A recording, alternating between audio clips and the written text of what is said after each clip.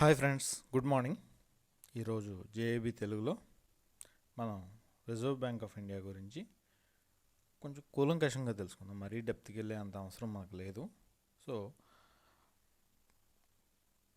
Exam point of వ్యూలో మనకి important అయిన విషయాలు ఏంటో అక్కడ వరకు మనం తెలుసుకుందామండి. So first of all Reserve Bank of India విషయానికి వస్తే అసలు బ్యాంక్ ఆఫ్ ఇంగ్లాండ్ని మదర్ ఆఫ్ సెంట్రల్ బ్యాంకింగ్ అంటారండి. సో ఫస్ట్ మనం రిజర్వ్ బ్యాంక్ ఆఫ్ ఇండియా వరకు తెలుసుకుందామండి. ఇది 1921లో Imperial bank of India form అవడంతో స్టార్ట్ అయిందండి. సో ఇంపీరియల్ బ్యాంక్ ఆఫ్ ఇండియాయే రిజర్వ్ బ్యాంక్ ఆఫ్ ఇండియాకి, అలాగే ఎస్బీఐకి రెండిట్లకి పూర్వం bank Imperial bank of India అండి. దీంట్లో ఇంపీరియల్ బ్యాంక్ ఆఫ్ ఇండియాలో 3 బ్యాంక్స్ కలిస్తే ఇది ఫామ్ అయిందండి. Bank of Calcutta plus bank of Bombay plus bank of Madras. Calcutta, Bombay, Madras ఈ 3 కలిసి imperial bank of India form అయిందండి. సో ఎప్పుడు ఫామ్ అయిందంటే ఫస్ట్ యాక్ట్ ఏమో 1934లో అయిందండి. మనం యాక్ట్ చేసిన నెక్స్ట్ రోజు స్టార్ట్ అవ్వదు కదండి. సో యాక్ట్ ఏమో 1934లో అయింది. ఫామ్ అవడం మాత్రం 1935 ఏప్రిల్ 1 ఫూల్స్ డే రోజున ఫామ్ అయిందండి. సో యాక్ట్ 1934, ఫామ్ అయింది మాత్రం 1935 ఏప్రిల్ 1 ఫామ్ అయింది. సో ఇది ఎక్కడుందండి, మీరు చాలా క్లియర్గా గుర్తుపెట్టుకోవాలి. ఇది ఫామ్ అయిన రోజు కలకత్తాలో ఫామ్ అయిందండి.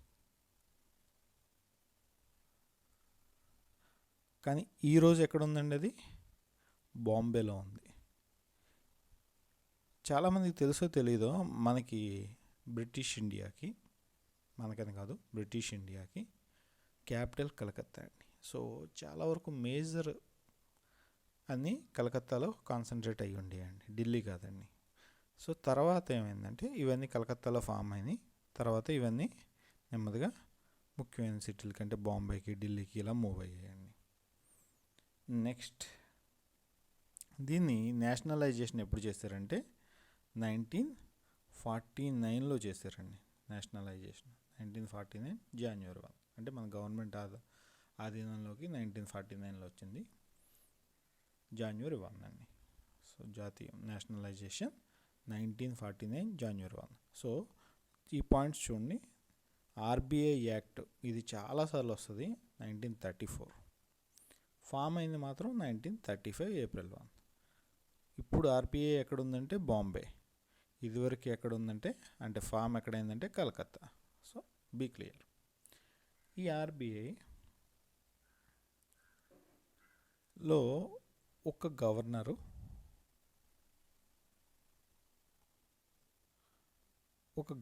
ఉంటారండి రిజర్వ్ బ్యాంక్ ఆఫ్ ఇండియాకి.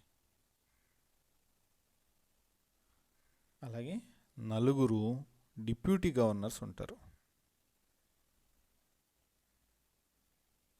ఇంకా 20 మంది బోర్డు మెంబర్స్ ఉంటారండి. సో ఒక గవర్నరు, 4 డిప్యూటీ గవర్నర్సు, 20 మంది బోర్డు మెంబర్స్ ఉంటారండి. అలాగే దీనికి 4 లోకల్ బోర్డ్స్ ఉన్నాయండి. ఎక్కడెక్కడండి?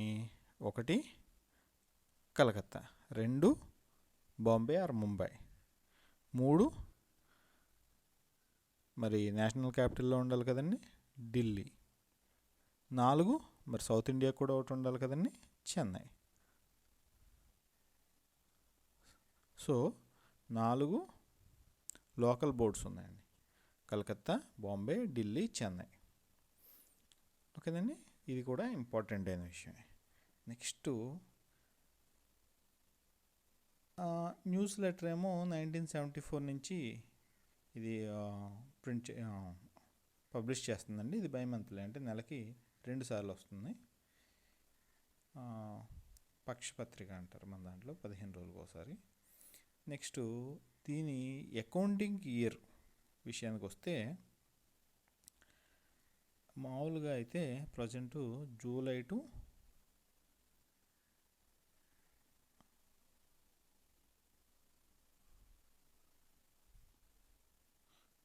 టు జూన్ అండి. కానీ జలాన్ కమిటీ గుర్తుపెట్టుకోండి, చాలా ఇంపార్టెంట్. జలాన్ కమిటీ ఏమని చెప్పిందంటే ఏప్రిల్ టు మార్చికి మార్చమందండి. సో జలాన్ కమిటీ ఏం చెప్పిందండి, ఏప్రిల్ టు మార్చికి మార్చమందండి. దీన్ని మారుస్తారు. సో ప్రస్తుతం ఏమో July to June. Jalan committee directions ప్రకారం ఏప్రిల్ టు మార్చికి మారుతుందండి. ఈ కమిటీ అనేది ఇంపార్టెంట్ అండి, Jalan committee. Next RBI emblem విషయానికి వద్దామండి. సో ఆర్బీఐ ఎంబ్లంలో ఏమేమి ఉన్నాయండి, బెంగాల్ టైగర్, పామ్ ట్రీ, ఇంకోటి డబుల్ మొహర్. ఒక్కసారి చూడండి, ఇది బెంగాల్ టైగర్ అండి, ఇది పామ్ ట్రీ ఈత చెట్టు. బెంగాల్ టైగర్ మనకందరికీ తెలిసిందే, టైగర్స్లో బాగా పెద్దది. అలాగే ఒక లైన్ ఎదుర్కోగలిగేది ఒక బెంగాల్ టైగరే, మన దేశానికి ఇదే symbol. So Bengal tiger, palm tree. Next double మహర్. డబుల్ మహర్ అంటే ఈ బ్యాక్గ్రౌండ్లో మీకు ఉన్న కాయిన్ డబుల్ మహర్ అండి, వేరే ఏది కాదు. ఈ కాయిన్ ఈ గోల్డెన్ కలర్లో అంటే ఏ కాయిన్ అయితే ఉందో అది డబుల్ మహర్ అండి. అంటే పాతకాలంలో పంపిణీలో ఉన్న ఒక రకమైన కాయిన్ని మహర్ అని పిలుస్తారు. డబుల్ మహర్ అంటే 2 మహర్లు. సో ఆ కాయిన్ మీద ఈ బెంగాల్ టైగరు, పామ్ ట్రీ ఉండో ఆర్బీఐ ఎంబ్లమ్ అండి. అయితే మీకు ఒక ఇంట్రెస్టింగ్ విషయం ఏంటంటే ఇది మన దేశానికి గుర్తు. మరి బ్రిటిషర్స్ ఉన్నప్పుడు ఏం ఎంబ్లమ్ ఉండేదండి, ఈ టైగర్ ప్లేస్లో సింహం ఉండేది. వాళ్ళు సింహాన్ని వాడారు వాళ్ళ గుర్తుగాను. సో ఆర్బీఐ ఎంబ్లమ్ ఏంటండి, డబుల్ మహర్ మీద బెంగాల్ టైగరు, పామ్ ట్రీ ఉంటే, అలాగే హిందీలో అంటే దేవనాగరి లిపిలో, అలాగే రిజర్వ్ బ్యాంక్ ఆఫ్ ఇంగ్లీష్లో రిజర్వ్ బ్యాంక్ ఆఫ్ ఇండియా అని రాసి ఉంటుందండి. నెక్స్ట్ దీనికి 2 రకాల డ్యూటీస్ ఉన్నాయండి. ఒకటి రెగ్యులర్ సెంట్రల్ బ్యాంక్ డ్యూటీస్, అంటే ప్రపంచం మొత్తంగా ఉన్న అన్ని సెంట్రల్ బ్యాంక్స్ ఈ రకమైన డ్యూటీస్ చేస్తాయండి. సో ఇవి రెగ్యులర్ సెంట్రల్ బ్యాంక్ డ్యూటీస్. ఇవి కాకుండా డెవలప్మెంట్ డ్యూటీస్ కూడా ఎక్స్ట్రాగా ఇచ్చారండి ఫామ్ అయినప్పుడు. ఇప్పుడు చాలా వరకు అవి తగ్గిపోయినాయండి, చూద్దాం. సో ఆర్బీఐ రెగ్యులర్ డ్యూటీస్ ఏంటండి, మానిటరీ అథారిటీ. దీనికి ముందు ఒక చిన్న కాన్సెప్ట్ చెప్తానండి మీకు. ఇప్పుడు ఫర్ ఎగ్జాంపుల్ మన దేశంలో చాలామంది ఉన్నారు. ఫర్ ఎగ్జాంపుల్ మీకే ఒక 10 లక్షల రూపాయలు వచ్చాయి. మీరు వెంటనే ఏం చేస్తారండి, మీకున్న అవసరాలకు దృష్ట్యా వేరు వేరు వస్తువులు కొంటారు. For example fridge, TV, car, అంతేలేండి, ఎందుకంటే ఎక్కువ రావు, కొన్నారు. కొంటే ఏమవుతుందండి, ఈ 10 లక్షలు ఈ షాప్ వాళ్ళకి వెళ్తాయండి. సో షాప్ వాడికి ఇన్కమ్ వచ్చింది. వాడి దగ్గర నుంచి ఎవరికి వెళ్తాయండి, కంపెనీ వాడికి వెళ్తాయి, అంతే కదండి, కంపెనీ వాడికి వెళ్తాయి. సో వాడికి ఇన్కమ్ వచ్చింది. అలాగే ఈ కంపెనీ వాడంతటి వాడు తయారు చేయడు కదండి, వీడి దగ్గర ఎంప్లాయీస్ ఉంటారు. సో వాళ్ళకి ఇన్కమ్ అవుతుంది. అలాగే రా మెటీరియల్స్ ఇంకో దగ్గర నుంచి ఎక్కడి నుంచో తీసుకొస్తాడు, రా మెటీరియల్స్, వాళ్ళకి ఇన్కమ్ అవుతుంది. ఇలాగా మనీ వీళ్ళందరి ద్వారా ఇలా సర్క్యులేట్ అవుతుందండి. మళ్ళీ ఇప్పుడు ఈ కంపెనీలోను అలాగే ఈ షోరూంలోనూ ఉన్న ఎంప్లాయీస్ ఎవరైతే ఉన్నారో వాళ్ళకి కూడా జీతాల కింద వస్తాయండి. సో వీళ్ళందరూ ఆ డబ్బులు ఊరికినే ఉంచుతారా, వాళ్ళ అవసరాలు తీర్చుకోవడానికి మళ్ళీ ఖర్చు పెడతారండి. సో ఈ మనీ ఒక సైక్లికల్ ప్రాసెస్లో ఇలా తిరుగుద్దండి. అయితే మధ్యలో ఇలా వదిలేస్తే మనీ 1000 సార్లు అయినా తిరుగుద్దండి. అందుకని గవర్నమెంట్ ఏం చేస్తుందంటే మధ్యలో చిన్న గేట్ పెడుతుందండి. ఆ గేట్ పేరు ఏంటంటే ట్యాక్స్ కలెక్షన్. ఆ వెళ్ళి మనీలో ప్రస్తుతం 10% నుంచి 30% ట్యాక్స్ కలెక్ట్ చేస్తున్నారు. సో ఇక్కడ ఏమవుద్దండి, కొంత మనీ నెమ్మదిగా గవర్నమెంట్ చేతుల్లోకి వెళ్ళిపోద్దండి ట్యాక్స్ కలెక్షన్ లోపల. సో అప్పుడు ఆ మల్టిప్లైయర్ ఎఫెక్ట్ తగ్గుద్దండి. సో ఇప్పుడు ఒక 10 మంది ఉన్నారండి. ఇది ఫస్ట్ ఈ కాన్సెప్ట్ అయితే అర్థమైంది కదండి. ఇది ట్యాక్స్ మనీ తిరుగుతూ ఉంటుంది, తిరిగే కొద్దీ ఎకనామిక్ యాక్టివిటీ పెరుగుద్ది. అంటే మీరు ఒక 100 రూపాయలు పెట్టేది అనుకుంటే అవతల వాడికి 100 వస్తాయి కాబట్టి వాడుకుంటే ఇంకోడెవడికో 100 వస్తుంది కాబట్టి వాడుకుంటాడు. ఒకడికే రావాలని లేదు, నలుగురు ఐదుగురికి కదా, వాళ్ళు నలుగురు ఐదుగురు దగ్గర నుంచి వచ్చి మొత్తానికి ఆ మనీ అలా తిరుగుతూ ఉంటుందండి. సో ఎకనామిక్ యాక్టివిటీ పెరుగుద్ది. అయితే దీంట్లో ఒక విషయం గమనించుకోవాలి. అందరి దగ్గర డబ్బులు ఉన్నాయనుకోండి, ఏమవుద్దండి, ప్రతి ఒక్కడు కొనడానికి రెడీ. ఫర్ ఎగ్జాంపుల్ మీరు మార్కెట్కి వెళ్ళారు, 1 కేజీ మ్యాంగోస్ ఉన్నాయి, ఇది మ్యాంగోస్ టైం కదా, మ్యాంగోస్ ఉన్నాయి. అప్పుడు మీ దగ్గర 1000 రూపాయలు ఉన్నాయి, పక్కోడి దగ్గర, ఇద్దరికి కావాలి. అప్పుడు ఏం చేస్తారండి, షాపు వాడు 300 అన్నా కొంటారు, 400 అన్నా కొంటారు. Because demand versus supply. మీ దగ్గర డబ్బులు ఉన్నాయి, మీ దగ్గర క్యాపబిలిటీ ఉంది. సో నీడ్ ప్లస్ ఎబిలిటీ, ఈ రెండు కలిపి ఉంటే దాన్ని డిమాండ్ అంటారండి. సో మీ దగ్గర 1000 రూపాయల డబ్బులు ఉన్నాయి, అలాగే మ్యాంగో కొనాలి అనే అవసరం కూడా ఉంది. సో ఈ రెండు కలిపి ఉండడం వల్ల ఏమైందండి, డిమాండ్ వచ్చింది. దానివల్ల ఏమైంది, మ్యాంగో ప్రైస్ పెరుగుతుందండి. సో మ్యాంగోల రేట్ ఏమవుతుంది, పెరిగిపోతుంది. అంటే ఏంటి, జనాలందరి దగ్గర డబ్బులు ఎక్కువైపోతే ఏమవుతుందండి, రేట్లు పెరిగిపోతాయి. రేట్లు పెరిగితే ద్రవ్యోల్బణం అంటారండి, ఇన్ఫ్లేషన్ అంటారు. మరి అంత డెప్త్ మనకు అక్కర్లేదు. రేట్లు పెరిగితే మనం మాత్రం కుయ్యూముర్రు అంటాం, అంతే కదండి. పెట్రోల్ రేట్ పెరగగానే మనం బాధపడతాం. అయితే బ్యాంకర్స్ కొంత తక్కువ బాధపడతారు, ఎందుకంటే పెట్రోల్ అలవన్స్ పెరుగుతుంది కాబట్టి. సో అది పక్కకు పెడితే సో రేట్లు పెరిగిపోతాయి. సో దీనివల్ల వచ్చే ఇబ్బంది ఉంది కాబట్టి ఈ ఇన్ఫ్లేషన్ అనేది డబుల్ ఎడ్జెడ్ అండి, లాభం ఉంది నష్టం ఉంది. సో దాన్ని ఒక రేంజ్లో ఫిక్స్ చేయాలని చూస్తారండి, జనరల్గా 5% అలా చూస్తారు ఇండియాలో అయితే. సో ఈ ఇన్ఫ్లేషన్ ఇలా ఫిక్స్ చేయడానికి ఏం చేయాలండి, ఫస్ట్ జనాల దగ్గర ఉన్న డబ్బుల్ని ఈ గేట్ పెట్టి గవర్నమెంటు లాగేసుకుంటూ ఉంటుంది. దానివల్ల ఏంటంటే సర్క్యులేషన్ తక్కువయ్యి జనాల దగ్గర డబ్బులు తక్కువ అవుతాయి. ఒకవేళ జనాల దగ్గర డబ్బులు లేవండి, ప్రస్తుత పరిస్థితి ఈ కరోనా కాలంలో జనాల దగ్గర డబ్బులు బాగా తగ్గాయి. ఇప్పుడు ఏం చేయాలండి, గవర్నమెంట్ తన దగ్గర ఉన్న మనీని ఈ సర్కిల్లోకి వేస్తుంది. వేయడమే కాదండి, ట్యాక్సులు కూడా తగ్గిస్తుంది. అప్పుడు ఏమవుద్ది, మళ్ళీ ఇది పెరుగుద్ది. పెరిగి ఏమవుద్దండి, ఎకనామిక్ యాక్టివిటీ పుంజుకుంటుంది. డబ్బులు లేకపోతే ఏమవుద్ది సొసైటీ అని మీకు ఏమైనా డౌట్ రావచ్చు. అప్పుడు ఏమవుద్దండి, డిమాండ్ తగ్గిపోద్ది. ఇదివరకు మనం 400 పెట్టుకోవడానికి రెడీ అయిన మ్యాంగోసే ఇప్పుడు మన ఇద్దరి దగ్గరే డబ్బులు లేవు. అప్పుడు వాడు 100కి ఇస్తానన్నా సరే మనం తీసుకోలేని పరిస్థితిలో ఉంటాం. అప్పుడు ఏమవుద్దండి, వాడు 100కి అమ్మలేక, 100 కంటే తక్కువకి అమ్మలేక వాడు పడేసుకుంటాడు. సో అలా వేస్టేజ్ ఎక్కువైపోద్దండి సొసైటీలో. అందుకని ఏం చేస్తారు, ఎకనామిక్ యాక్టివిటీని ఒక స్పీడ్లో, అంటే మనం ఒక వెహికల్ మీద వెళ్తున్నప్పుడు అది ఒక ఫర్ ఎగ్జాంపుల్ 60 కిలోమీటర్లు 70 కిలోమీటర్లు ఏదో ఒక స్పీడ్ అనుకుని మనం వెళ్తామండి. మరీ విపరీతంగా 200 కిలోమీటర్లు వెళ్ళినా ప్రమాదమే, అలా కాకుండా 10 కిలోమీటర్లు వెళ్ళినా ప్రమాదమే. సో అలాగే ఇక్కడి నుంచి ఇక్కడికి పోనీ ఫర్ ఎగ్జాంపుల్ 60 నుంచి 80కి, 80 నుంచి 60కి ఇష్టం వచ్చినట్టు స్పీడ్ మార్చుకున్న ప్రమాదమే, మనకి ప్రమాదమే, వెహికల్ కూడా పాడవుతుంది. అలాగే ఎకానమీని కూడా ఒక స్టేబుల్ రన్నింగ్లో రన్ చేయాలని గవర్నమెంట్ చూస్తుందండి. సో గవర్నమెంట్ దగ్గర 2 రకాల టూల్స్ ఉన్నాయండి. ఒకటి ఏంటంటే ఈ స్పీడ్ కంట్రోల్ కండి, మనం క్లచ్ బ్రేకులు లాంటివి వాడతాం కదా, అలాంటివి కూడా. ఒకటి ఫిస్కల్ అండి, ఫిస్కల్ ఇది గవర్నమెంట్ ఆఫ్ ఇండియా వాడుద్దండి. రెండో టూల్ ఏంటంటే మానిటరీ, ఇది ఆర్బీఐ వాడుద్ది. ఎలాగనేది ఆర్బీఐది తర్వాత డిస్కస్ చేద్దామండి.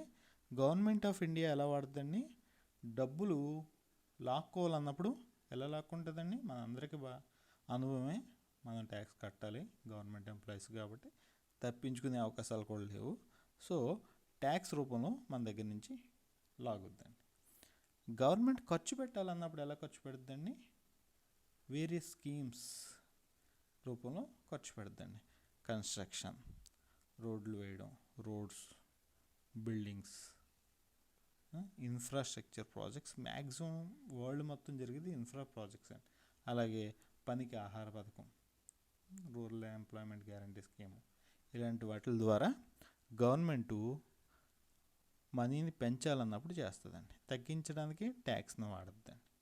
అలాగే ఆర్బీఐ ఏమో మానిటరీ పాలసీ ద్వారా మార్కెట్లో ఉన్న మనీని పెంచడం కానీ తగ్గించడం కానీ చేస్తుందండి. సో ఇప్పుడు మళ్ళీ బ్యాక్ టు ఆర్బీఐ డ్యూటీస్ అండి. సో ఆర్బీఐ ఏంటండి, మానిటరీ అథారిటీ.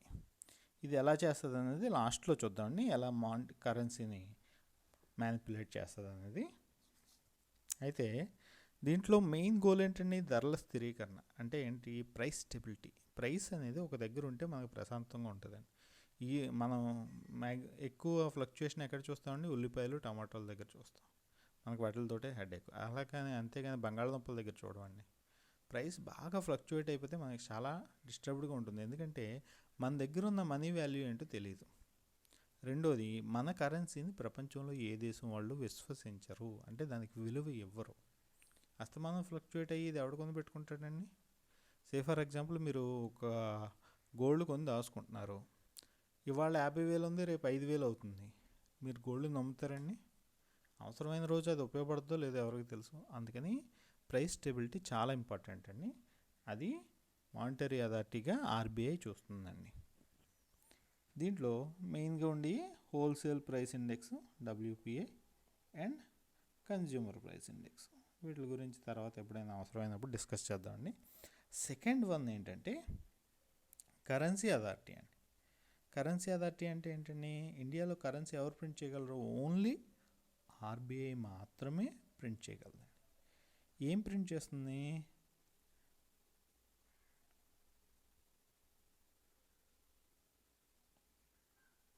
₹2 నుంచి 2000 రూపీస్ వరకు అన్నీ ఆర్బీఐ ప్రింట్ చేస్తుందండి. దాని మీద ఐఓయు అని గవర్నర్ సైన్ చేస్తారండి. అంటే ఏంటండి, ఆర్బీఐ మనకి ప్రామిస్ చేస్తుంది, నేను ₹2,000 విలువైంది, 2,000 నోటు మీద రాసి ఉందనుకోండి, ₹2,000 విలువైన విలువని నీకు తిరిగి ఇస్తాను ఈ నోటు ఇస్తే అని ఆర్బీఐ ప్రామిస్ చేస్తుంది. అంటే ఏంటండి, దానికి backing reserve Bank of India, దానికి హామీ ఎవరండి, రిజర్వ్ బ్యాంక్ ఆఫ్ ఇండియా హామీ ఉంటుందండి. క్రిప్టో కరెన్సీలకి హామీ ఎవరు ఉండరండి, ఇలాంటి కరెన్సీలకి హామీ ఉంటుంది, అదే ప్రమాదం. క్రిప్టో కరెన్సీ విలువ పెరగచ్చు తగ్గొచ్చు, ఊరికినే మారుతుంది, ఎందుకంటే దానికి హామీ ఎవరు లేరు. కానీ ఇలాంటి బ్యాంక్ నోట్స్కి, మన బ్యాంక్కి మనం, అలాగే బ్యాంక్ ఆఫ్ ఇంగ్లాండ్ అక్కడ బ్యాంక్ నోట్స్కి అలాగా హామీ ఉంటుందండి. ఐఓయు ఎవరు సైన్ చేస్తారండి, గవర్నర్ సైన్ చేస్తారు. కానీ ఒక్క విషయం గుర్తుపెట్టుకోండి, ఆర్బీఐ కేవలం ₹2 నుంచి 2,000 వరకే ప్రింట్ చేస్తుందండి. మరి ₹1 నోట్ ఎవరు ప్రింట్ చేస్తారండి, చాలా ఇంపార్టెంట్ అండి. ఇది ఫైనాన్షియల్ మినిస్ట్రీ, ఆర్థిక మంత్రిత్వ శాఖ ప్రింట్ చేస్తుందండి. ఫైనాన్షియల్ మినిస్ట్రీ, ఆర్థిక మంత్రిత్వ శాఖ ప్రింట్ చేస్తుంది. మరి సైన్ ఎవరు చేస్తారండి, ఫైనాన్షియల్ సెక్రటరీ, ఆర్థిక శాఖ కార్యదర్శి సైన్ చేస్తారండి. సో బీ క్లియర్, రూపాయి లేదా కాయిన్స్ వాటిని ఎవరు ప్రింట్ చేస్తారండి, ఆర్థిక మంత్రిత్వ శాఖ, ఫైనాన్షియల్ మినిస్ట్రీ, ఫైనాన్షియల్ సెక్రటరీ. మీ కాయిన్స్ ప్రింటింగ్ ప్రెస్ హైదరాబాద్లో కూడా ఉందండి, మింట్ అంటారు దాన్ని, మింట్ కాంపౌండ్ అంటారు. మీకు ఐమాక్స్ పరిసర ప్రాంతాల ఐడియా ఉంటే మీరు ఎప్పటికప్పుడు చూసే ఉంటారు. ఐమాక్స్కి బ్యాక్ సైడ్ అలా వస్తుందండి అది. సో మింట్ అండి, అది ఎవరి కంట్రోల్లో ఉంటుందండి, ఆర్థిక మంత్రిత్వ శాఖ. ఇంకా ఈ కరెన్సీ అథారిటీగా ఆర్బీఐ ఇంకేం చేస్తుందంటే పాత నోట్లు మార్పిడి చేయడం, వాటిని తిరిగి తీసుకోవడం, లేదా ఎప్పుడైనా నోట్లు విత్డ్రా చేస్తే తీసుకోవడం, ఇలాంటివన్నీ ఆర్బీఐ చేస్తుందండి. ఇంకో ఇంట్రెస్టింగ్ ఫ్యాక్ట్, మన అందరం గాంధీ నోట్ అంటాం, కానీ ₹500 మీదకి గాంధీ గారు 1987లో ఎక్కారండి. అంతకుముందు గాంధీ గారు లేరు, అంతకుముందు అశోక చక్రం మాత్రం ఉండేది. 1987లో గాంధీ గారికి ఆ అవకాశం వచ్చిందండి. నెక్స్ట్ ఇంకో ఇంట్రెస్టింగ్ విషయం అండి, 1957కి ముందు మన అందరం 16 అనాల అమ్మాయి, తెలుగు అమ్మాయి ఇలాగ అంటాం కదా. దానికి కారణం ఏంటంటే 1957కి ముందు ₹1కి 16 అనాలు ఉండేయండి. ఇదేం ఎగ్జామ్లో రాదు, జనరల్ నాలెడ్జ్. 1 అనాకి 6 పైసలండి. అంటే ఏంటంటే 1 రూపాయికి 96 పైసలు ఉండేయండి. తర్వాత మనం ఏం చేసామంటే దాన్ని దశాంశమానంలో మార్చడానికి 100 పైసలు చేసామండి. సో అనాలు ఆ విధంగా అంతరించిపోయినాయి. అంతకుముందు రూపాయికి 16 అనాలు, ఒక అనాకి 16 పైసలు అనే సిస్టమ్ మన దేశంలో ఉండేదండి. మన దేశమే కాదు, పాకిస్తాను, బంగ్లాదేశ్లో కూడా అదే ఉండేది. నెక్స్ట్ కరెన్సీ నోట్ ప్రెస్ ఎక్కడ ఉందండి? నాసిక్లో ఉందండి. ఇది చాలా ఇంపార్టెంట్ అండి. కరెన్సీ నోట్ ప్రెస్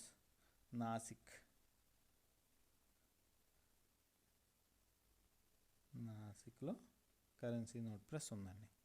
అలాగే మోడర్నైజ్డ్ నోట్ ప్రెస్లు ఎక్కడ ఉన్నాయంటే ఒకటి మైసూర్లో ఉందండి, రెండోది సాల్బానీ, వెస్ట్ బెంగాల్లో ఉన్న సాల్బానీలో ఉంది. మొన్న డిమానిటైజేషన్ అప్పుడు 2000 నోట్లని ఎయిర్ లిఫ్ట్ చేశారండి. మైసూర్ నుంచి ఫ్లైట్లో వాటిని అవసరమైన చోట్లకి పంపించడం జరిగింది. సో మోడర్నైజ్డ్ నోట్ ప్రెస్ ఎక్కడ ఉందండి? మైసూర్లో ఉంది. నెక్స్ట్ వచ్చి మనకి RBI banker to government and banks ఇద్దరికి ఇదేనండి. సో ఆర్బీఐ ఏం చేస్తుందండి? కేంద్ర రాష్ట్ర ప్రభుత్వాలకి మర్చెంట్ బ్యాంక్ విధులు నిర్వర్తిస్తుందండి. అంటే టీ బిల్లు, అలాగే లోన్స్ ఏర్పాటు చేయడం, అలాగే గవర్నమెంట్ సెక్యూరిటీ ఇష్యూలోను వీటిలన్నింటిలో హెల్ప్ చేస్తుంది. అలాగే WMA అకౌంట్ అండి, WMA account ways and means account అండి.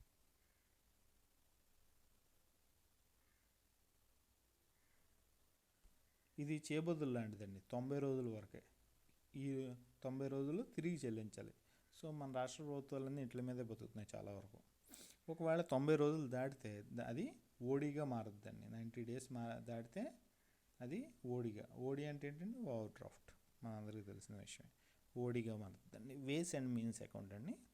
నెక్స్ట్ గవర్నమెంట్కి బ్యాంక్ సేవలు అందిస్తుంది. అలాగే అన్ని బ్యాంకులకి మళ్ళీ బ్యాంక్ సేవలు అందిస్తుంది. అంటే వాళ్ళందరికీ బ్యాంకింగ్ అకౌంట్స్ నిర్వహించి వాళ్ళ దగ్గర తీసుకోవడం, వాళ్ళకి ఇవ్వడం ఇవన్నీ చేస్తుందండి. సో బ్యాంక్స్ అనేది ఇది అందుకే దీన్ని banker to government and banker to bankers అని చెప్తారండి. అలాగే ఒక బ్యాంకు ఒక శాఖ ఏర్పాటు చేయాలన్నా, ఒక బ్రాంచ్ ఏర్పాటు చేయాలన్నా, లేదా ఆ బ్రాంచ్ని ఇంకో దగ్గరికి కదపాలన్నా ప్రతి దానికి ఆర్బీఐ పర్మిషన్ కావాలండి.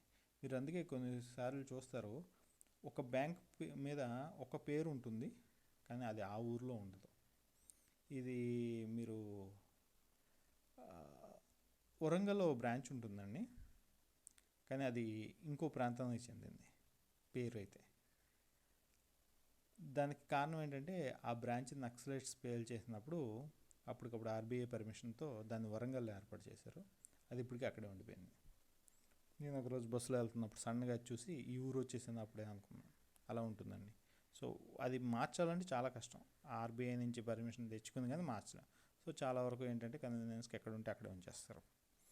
నెక్స్ట్ క్లియరింగ్ హౌస్ నిర్వహణ ఆర్బీఐ చేస్తుందండి. కానీ ఆర్బీఐ పేరు మీద ఎస్బీఐ ఏజెంట్గా చేస్తుందండి. ఇది మీకు హైదరాబాదు ట్యాంక్ బండ్ పక్కన ఉంటుంది. Next lender of last resort, అంతిమ రుణదాత. ఎవరికైనా బ్యాంకులకైనా గవర్నమెంట్కైనా లాస్ట్ రిసార్ట్ అయితే వీళ్ళేనండి. గవర్నమెంట్కి అన్ని గవర్నమెంట్స్కి అక్రాస్ అంటే మీకు అన్ని బ్యాంక్స్లోనూ లోన్స్ ఉంటాయండి. అలా కాకుండా ఇవి కాకుండా లాస్ట్ రిసార్ట్గా ఆర్బీఐకి కూడా వస్తారండి. Next custodian of forex reserves అన్నిటికీ ఆర్బీఐ కస్టోడియన్ అండి. విదేశీ మారక ద్రవ్య రక్షణ ఆర్బీఐ చూస్తుంది అండర్ ఫెమా యాక్ట్ అండి. ఫెమా యాక్ట్ ఎప్పుడు వచ్చిందండి? 1999. Foreign exchange management act, foreign exchange management act 99. ఫెమాకు ముందు ఫెరా ఉండేది, ఫారెన్ ఎక్స్చేంజ్ రెగ్యులేటరీ యాక్ట్. ఈ రెండిట్లో ఏది మంచిదండి? ఫెమా మంచిది. ఎందుకంటే రెగ్యులేటరీ అంటే బాగా అది చెప్పినట్టు చేయాలి. ఫెమాలో ఏంటంటే మేనేజ్ చేయడం, సో స్మూత్ అండి. ఇది రెగ్యులేటరీలో అది చెప్పింది తప్ప ఏది చేయకూడదండి. ఫెమాలో ఏంటంటే దాంట్లో చెయ్యొద్దని చెప్పిన మినహాయించి అన్నీ చేయొచ్చండి. సో ఫెమా ఏంటంటే చాలా లిబరలైజ్డ్. ఒకప్పుడైతే చాలా కష్టంగా ఉండేది, ఇప్పుడు చాలా ఈజీ అయింది. సో ఈ ఫెమా ద్వారా ఆర్బీఐ ఏం చేస్తుందంటే మనీ, గోల్డ్ అలాగే సెక్యూరిటీస్ మూమెంట్ని కంట్రోల్ చేస్తుందండి. Next collection of info and publishing. చాలా విషయాలకు సంబంధించి డేటాను కలెక్ట్ చేసి పబ్లిష్ చేస్తుందండి ఆర్బీఐ. మీరు ఆర్బీఐ సైట్లోకి వెళ్దాం, ఆ పబ్లికేషన్స్ చూడవచ్చు. అలాగే సూపర్విజన్, అన్ని బ్యాంక్స్ని సూపర్వైజ్ చేస్తుంది. ఎక్కడైనా ఫ్రాడ్ జరుగుతుందా, ఏం జరుగుతుందా వెంటనే ఆర్బీఐ ఇంటర్వ్యూన్ అవుద్ది. లిక్విడేషన్ వాటిల్లో కూడా ఆర్బీఐ చూస్తుంది. సో ఇది సూపర్వైజింగ్ చేస్తుందండి. అయితే అగ్రి లోన్స్ మాత్రం నాబార్డ్ చూస్తుందండి. ఇది డెవలప్మెంట్ దాంట్లోకి వస్తుంది. నెక్స్ట్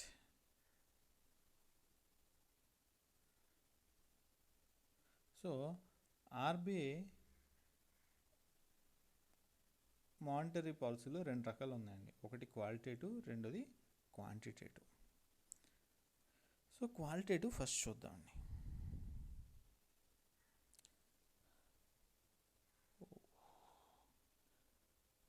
ఒక్క నిమిషం అండి, మనం ఇందాక మర్చిపోయాము. సూపర్విజన్ అయిపోయాక రెగ్యులర్ డ్యూటీస్ కాకుండా జనరల్ డ్యూటీస్ ఉందండి. యాక్చువల్గా ఏంటంటే ఆర్బీఐకి చాలా ఫంక్షన్స్ ఇచ్చారు ఫామ్ అయినప్పుడు, కానీ ఆర్బీఐ ఏం చేసిందంటే సబ్సిడరీస్ ఫామ్ చేసి తర్వాత కాలంలో వాటిని గవర్నమెంట్ ఆఫ్ ఇండియాకి ట్రాన్స్ఫర్ చేసేయడం జరిగింది. అవి some examples IDBI, industrial development bank of India, అలాగే SIDBI, small industries development bank of India, అలాగే నాబార్డ్, అలాగే ఎన్హెచ్డి, ఇవన్నిటిని డెవలప్మెంట్ ఫంక్షన్స్ని సబ్సిడరీస్గా ఫామ్ చేసింది. తర్వాత వీటిని గవర్నమెంట్ ఆఫ్ ఇండియాకి ఇచ్చేసిందండి. అయితే 95లో అంబుడ్స్మెన్ వచ్చిందండి. 95లో అంబుడ్స్మెన్ వచ్చింది. అంబుడ్స్మెన్ ఎందుకండి, మన మీద ఏదైనా కంప్లైంట్స్ పెట్టాలంటే అంబుడ్స్మెన్ లోనే పెడతారండి కస్టమర్స్. సో 95లో అంబుడ్స్మెన్ వచ్చింది. అలాగే బ్యాంకర్స్ ట్రైనింగ్ ఇన్స్టిట్యూట్ ఏమో ముంబైలో ఉందండి. అన్ని బ్యాంక్స్ వాళ్ళు ఇక్కడ ట్రైన్ అవ్వచ్చు. ఎక్కడ ఉందండి, ముంబై. అలాగే అగ్రి బ్యాంకింగ్ కాలేజ్ ఏమో పూణేలో ఉందండి. గుర్తుపెట్టుకోండి, ఇది ముఖ్యం. ఎక్కడ ఉందండి, Pune. Agri banking college Pune. Next 4 సబ్సిడరీస్ని ఫామ్ చేసిందండి ఆర్బీఐ. అవి ఏంటంటే, ఒకటి డిఐసిజిసి,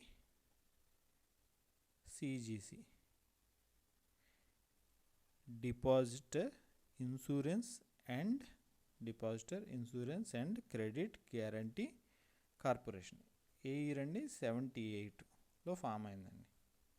78లో డిఐసిజిసి, డిపాజిటర్ ఇన్సూరెన్స్ అంటే మన ఖాతాదారులకి insurance and credit guarantee corporation అండి. 78లో ఫామ్ అయిందండి ఇది. దీని ప్రకారం ఇది చాలా క్లియర్గా చూడండి, 5 lakhs వస్తుంది. ఇదివరకు 1 lakh ఉండేది, ఇప్పుడు 5 lakhs మార్చారు. 5 lakhs వస్తాయి. అంటే ఫర్ ఎగ్జాంపుల్ ఎస్బీఐలో మీకు ఒక సేవింగ్ అకౌంట్, ఒక కరెంట్ అకౌంట్, మీ ఇష్టం, 10 రకాల అకౌంట్లు ఉన్నాయి. కానీ మొత్తం అన్ని అకౌంట్లకి కలిపి 5 lakhs వస్తాయి. ఈ బ్రాంచ్లో ఒక అకౌంట్, ఆ బ్రాంచ్లో ఒక అకౌంట్ ఉన్నా సరే మీకు 5 lakhs గ్యారంటీ అండి. అంటే ఏంటి, ఒకవేళ ఎస్బీఐ ఎత్తేస్తే, అది జరగదనుకోండి, అది వేరే విషయం.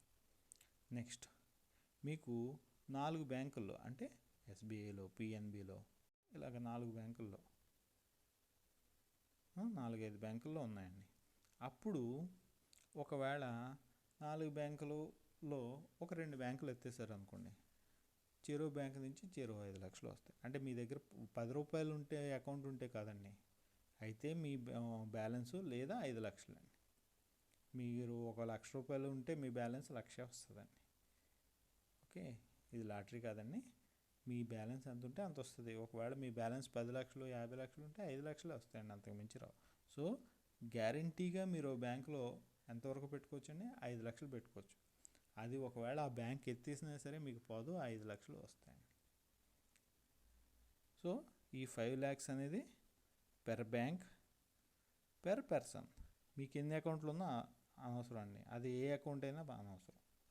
అంటే కరెంట్ అకౌంట్ అవ్వచ్చు, సేవింగ్ అకౌంట్ అవ్వచ్చు. కానీ 5 లక్షలు మాత్రం గ్యారంటీగా మీ చేతికి వస్తాయండి, బ్యాంకు సడన్గా తీసేసినా సరే. నెక్స్ట్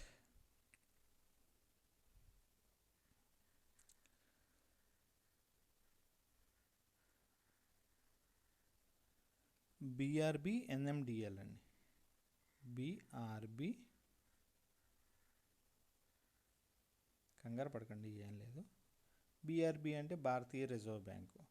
ఎన్ఎండిఎల్ అంటే నోట్ ముద్రణ ప్రైవేట్ లిమిటెడ్ అండి.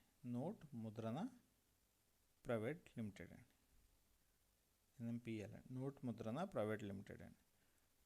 So Bharatiya reserve bank note Mudran private limited అండి. సో ఇక్కడ ఇది నోట్ ముద్రణకు సంబంధించిన ఒక సబ్సిడరీ అండి. అలాగే REBIT, REBIT, REBIT reserve bank IT limited అండి. రిజర్వ్ బ్యాంక్ ఐటీ లిమిటెడ్ అండి. సో ఇది ఐటీకి సంబంధించిన విషయాలు చూస్తుందండి. అలాగే IFTAS అండి, Indian financial technology and allied services అండి. Indian financial technology and allied services.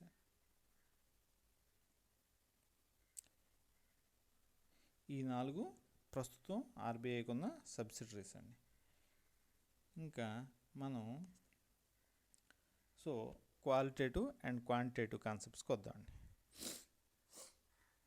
So qualitative అంటే ఏంటండి, క్వాంటిటేటివ్ అంటే ఏంటి? క్వాంటిటేటివ్ అంటే నెంబర్స్ ద్వారా అండి, క్వాలిటేటివ్ అంటే ఒక పద్ధతి ద్వారా. సో క్వాలిటేటివ్లోకి ఏమేమి వస్తాయి? మార్జిన్ అండి. మార్జిన్ అంటే ఏంటి? ఫర్ ఎగ్జాంపుల్ ఎవడైనా ఒక లోన్ తీసుకోవాలి, అప్పుడు వాడు కొంత మార్జిన్ ఇవ్వాలి. వాడు ఒక కారు కొంటున్నాడంటే 10 లక్షల కారు, 10 లక్షలు మనం ఇవ్వండి, వాడు 1 లక్ష పెట్టుకుంటే మనం 9 లక్షలు ఇస్తాం. ఎందుకు ఈ మార్జిన్? ఎందుకు? ఒకటి, వాడికి కూడా బాధ్యత ఉండాలి. 10 లక్షలు మనమే ఇచ్చామంటే కారు కొనుక్కుని రేపు నచ్చకపోతే అక్కడ వదిలేసి కారు పట్టుకుపోమంటాడు. తర్వాత ఆ కారుకి 5 లక్షలు వస్తుంది, మిగతా 5 లక్షలు ఆడి నుంచి లాక్కూడదు, మనం కింద మీద పడాలి. సో మనం ఏం చేస్తామండి, మార్జిన్ పెడతాం. వాడికి ఓనర్షిప్ ఉంటేనే బాధ్యత వస్తుంది. మన వస్తువుకి పక్కవాడి వస్తువుకి తేడా ఉంటుంది కదండి. సో మార్జిన్ అనేది దానికే పెడతాం. అయితే గవర్నమెంట్ ఆర్బీఐ ఈ మార్జిన్ ఎలా వాడుతుందండి? ఏ ఇండస్ట్రీని అయితే ప్రోత్సహించాలనుకుంటుందో దానికి మార్జిన్ తక్కువ ఉంటుందండి. ఏ ఇండస్ట్రీని ఎటువంటి వాటిని అంత ప్రోత్సహించకూడదు అనుకుంటుందో వాటికి మార్జిన్ ఎక్కువ ఉంటుందండి. అంతే కదండి. ఫర్ ఎగ్జాంపుల్ కారు కొనడానికి మార్జిన్ 1 లక్ష అనుకుంటే చాలామంది కొంటారండి. 10 లక్షలకి ₹1,00,000 మార్జిన్ పెట్టుకోవాలంటే చాలామంది కొంటారు. 9 లక్షల మార్జిన్ పెట్టాలంటే ₹1,00,000లోనే కదా వచ్చేది, పెద్ద డబ్బులు ఉంటే కొంటారు, లేకపోతే నోరు మూసి కూర్చుంటారండి. సో ఈ మార్జిన్ని ఫ్లక్చువేట్ చేయడం ద్వారా గవర్నమెంటు దాన్ని ప్రోత్సహించడం కానీ నిరుత్సాహపరచడం కానీ చేస్తుందండి ఇండస్ట్రీస్ని. అందుకే మీకు హౌసింగ్కి మార్జిన్స్ తక్కువ ఉంటాయండి. నెక్స్ట్ రేషనింగ్ అండి. రేషనింగ్ అంటే నువ్వు ఇచ్చే ₹100 అప్పులు ఇంత ఈ సెక్టార్కి ఇవ్వాలి, ఇంత ఈ సెక్టార్కి ఇవ్వాలి అని చెప్తారండి. దాన్ని రేషనింగ్ అంటారండి. రేషనింగ్ మనందరికీ తెలిసిందే. 40% ఆఫ్ లోన్ మనం ఎవరికి ఇవ్వాలండి? ప్రియారిటీ సెక్టార్కి ఇవ్వాలి. సో ప్రియారిటీ సెక్టారు మనం 40% ఖచ్చితంగా ఇవ్వాలి. దాన్ని రేషనింగ్ అంటారు. ఒకవేళ మనం ఇవ్వలేదు అనుకోండి, ఇంకో బ్యాంక్ ఏదైనా ఇస్తే వాళ్ళ దగ్గర నుంచి మనం దాన్ని లోన్ కింద తెచ్చుకోవాలండి. సో 40% మనం రేషనింగ్కి స్ట్రిక్ట్ అవ్వాలండి. నెక్స్ట్ క్వాంటిటేటివ్ మెజర్స్ అండి. క్వాంటిటేటివ్ మెజర్స్ ఇవన్నీ మన ఆర్బీఐ ఇచ్చే క్వాంటిటేటివ్ మెజర్స్ అండి. సో ఫస్ట్ది బ్యాంక్ రేట్ లేదా రీడిస్కౌంట్ రేట్ అండి. ఇది రిపోకి 2% ఎక్కువ ఉంటుందండి. రిపో ప్లస్ 2%. ఇది లాంగ్ టర్మ్ లోన్స్ మీద వసూలు చేసే వడ్డీ అండి. బ్యాంక్ రేట్ అంటే ఏంటండి? లాంగ్ టర్మ్ లోన్స్ మీద వసూలు చేసే వడ్డీ. ఇది రెపో ప్లస్ 2% అండి. నెక్స్ట్ది రెపో. దీన్ని rate of purchase, rate of rediscount అని కూడా అంటారండి. Repo, rate of purchase, rate of rediscount. ఇది స్వల్పకాలిక అంటే షార్ట్ టర్మ్ లోన్స్ మీద సెక్యూరిటీస్ని పెట్టుకుని డిస్కౌంట్ చేసి ఇచ్చేది లోన్స్కి తీసుకునే వడ్డీ రేట్ అండి. సో అందుకే దీన్ని ఏమంటారండి, రేట్ ఆఫ్ రీడిస్కౌంట్. ఏదో సెక్యూరిటీస్ని, గవర్నమెంట్ సెక్యూరిటీస్ని వాటిని పెట్టుకుని ఇస్తారండి, అందుకని దీన్ని ఏమంటారు, రేట్ ఆఫ్ ఫ్రీ డిస్కౌంట్. అలాగే లేటెస్ట్ కాన్సెప్ట్ ఏంటంటే ఫిబ్రవరి 2020 ఫెబ్ 2020లో వచ్చిందండి ఈ కాన్సెప్టు. ఇది లాంగ్ టర్మ్ రిపో. ఇప్పటివరకు రిపో అనేది షార్ట్ టర్మ్ అండి. లాంగ్ టర్మ్ రిపో ఇది 1 year నుంచి 3 years మధ్య అండి. దీనివల్ల ఏమవుతుందండి, లో రేట్ అండి ఇది దీనికి. దానివల్ల లాంగ్ టర్మ్ లిక్విడిటీ వస్తుంది బ్యాంక్స్కి. సో అవి ఏం చేస్తాయంటే లోన్స్ ఎక్కువ ఇస్తాయి. ఎక్కువ ఇవ్వాలంటే తక్కువ వడ్డీ రేట్కి ఇస్తాయి. సో లాంగ్ టర్మ్ రిపో అనే కాన్సెప్టు ఫిబ్రవరి 2020లో వచ్చిందండి. Next reverse repo. ఇవన్నీ ఆర్బీఐ బ్యాంక్స్కి ఇచ్చే లోన్. రివర్స్ రిపో అంటే ఏంటి, బ్యాంకులు ఆర్బీఐకి ఇవ్వండి లోను, ఆర్బీఐ దగ్గర దోసుకున్నాయి, అప్పుడు కూడా వడ్డీ ఇవ్వాలి కదా, అది రివర్స్ రిపో అండి. ఇది షార్ట్ టర్మ్ అండి, స్వల్పకాలానికి ఆర్బీఐ బ్యాంకులకి చెల్లించే వడ్డీ. పార్క్ చేసినందుకు మనీని బ్యాంకులకి వడ్డీ చెల్లిస్తుంది, అది రివర్స్ రిపో. మరి మీరు వడ్డీ ఇచ్చేటప్పుడు 3 రూపాయలకి ఇచ్చి మీరు వడ్డీ 3 రూపాయలకి తీసుకుంటారా, తీసుకోరు కదా, మీరు తక్కువ తీసుకుంటారు. సో రివర్స్ రిపో ఎప్పుడు రిపోలోంచి ఒక 65 basis points తీసేయాలండి. సింపుల్గా చెప్పాలంటే 65 పైసలు తీసేయండి. ఓకే, సో రెపో ఎంత ఉంటే దానికి 65 పైసలు తీసేస్తే అంత ఇస్తుందండి. అంటే ఆర్బీఐ 5% రెపో ఉందనుకోండి, 4.35 రివర్స్ రెపో ఉంటుంది. ఎప్పుడు రెపో 5% అనుకోండి, సో ఒకటి కదా గుర్తుపెట్టుకుంటే మిగతా అన్నీ వచ్చేస్తాయండి. రివర్స్ రెపో ఎంత ఉంటుందండి, 4.35%. ఓకే, సో ఇదేంటండి, తక్కువ ఏది ఉంటుంది, మనం తక్కువ తీసుకోవాలని చూస్తాం అంతే కదా. సో సెంట్రల్ బ్యాంక్ తక్కువ ఇస్తుంది. సో రివర్స్ రెపో ఏంటండి, బ్యాంక్స్ సెంట్రల్ బ్యాంక్ దగ్గర పెడితే వాటికి వచ్చే వడ్డీ రేట్ అండి. Next marginal standing facility rate అండి. ఇది 1% ఆఫ్ డిపాజిట్స్ అండి.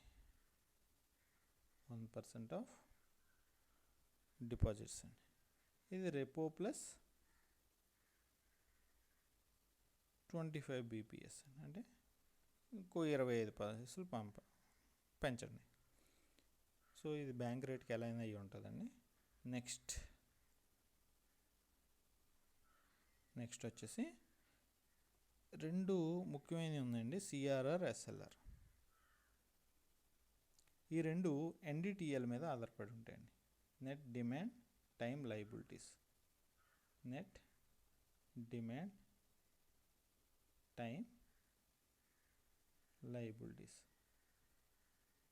ఓకే, వీటి మీద ఆధారపడి ఉంటాయి. సో చూద్దామండి.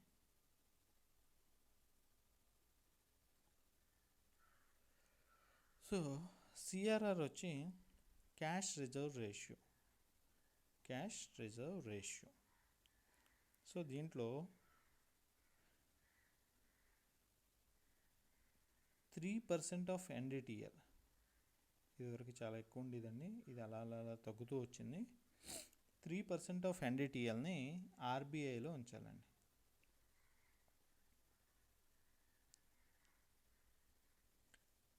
దీంట్లో మీరు గుర్తుపెట్టుకోవాల్సింది ఏంటంటే దీనికి పైసా కూడా వడ్డీ రాదండి. సో వడ్డీ పైసా కూడా రాదండి. అంటే ఆర్బీఐ దగ్గర ఈ 3% ఎన్డిటిఎల్ ఉంచడం వల్ల మన బ్యాంకు, సే ఫర్ ఎగ్జాంపుల్ మనది XYZ బ్యాంకు, మన బ్యాంక్ నుంచి మనం 3% ఆఫ్ ఎన్డిటిఎల్ పట్టుకెళ్ళి ఆర్బీఐ దగ్గర పెట్టాం. సో దానివల్ల మనకి రూపాయి కూడా లాభం లేదండి, పెట్టాం అంతే. ఎస్ఎల్ఆర్ అండి. ఎస్ఎల్ఆర్ అంటే స్టాట్యూటరీ లిక్విడిటీ రేషియో అండి. ఇది కూడా ఎన్డిటిఎల్లో కొంత భాగాన్ని నాన్ క్యాష్ ఫామ్ రూపంలో, అంటే ఏంటండి, లిక్విడ్ అసెట్స్, అలాగే గోల్డ్, అలాగే గవర్నమెంట్ సెక్యూరిటీస్, ఇలాగ ఏదైనా పెట్టవచ్చండి. దీంట్లో ఉపయోగం ఏంటంటే మనం గోల్డ్ పెట్టినా, గవర్నమెంట్ సెక్యూరిటీస్ పెట్టినా, లిక్విడ్ అసెట్స్ పెట్టినా ఏదో ఒక ఇన్కమ్ అయితే వస్తుంది. సో ఇది ఇంకో కారణం ఏంటంటే, ఇది డిపాజిటరీదారులకి అంటే కస్టమర్స్కి తిరిగి చెల్లించడానికి, లిక్విడిటీ ఉండడానికి ఇది ఉపయోగపడుతుందండి. సో దీంతో ఒకసారి చూడండి, ఇవన్నీ క్వాంటిటేటివ్ మెజర్స్, ఇవి చాలా ఇంపార్టెంట్ అండి. ఈ లాస్ట్ రెండు మాత్రం ఎన్డిటిఎల్ మీద ఆధారపడి ఉంటాయి. దీనికి ఎటువంటి ఇన్కమ్ రాదు, ఇన్కమ్ నిల్. ఇది దీనికి ఇన్కమ్ వస్తుంది, ఇది ఆ డిఫరెన్స్ చూసుకోండి. అయితే ఆర్బీఐ ఏమవుతుందండి, ఇన్కమ్ వస్తుంది. సో దీంతో మనకి ఆర్బీఐ అనేది కంప్లీట్ అయిందండి. Thank you, have a great day.